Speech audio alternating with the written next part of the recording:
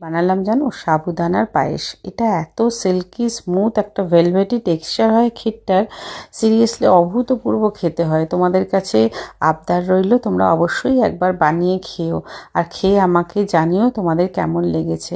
যাই হোক, আর কথা বাড়াবো না। সারা রাত্রির সাবুটাকে ভিজিয়ে রেখেছিলাম, সকালে ড্রেন আউট করে দিলাম জলটা ছাঁকনিতে, বেশ খানিকক্ষণ রেখে দিয়েছিলাম। জলটা পুরো বেরিয়ে যাওয়ার পরে ঘিয়ে ভালো করে ভেজে নিলাম, আর উপর থেকে দিয়ে দিলাম দুধ।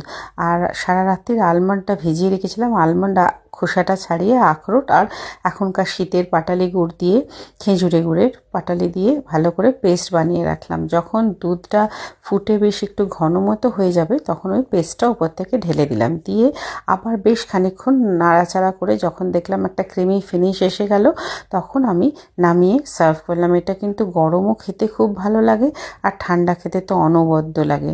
অবশ্যই একটু মিল্ক অবস্থায় রেখে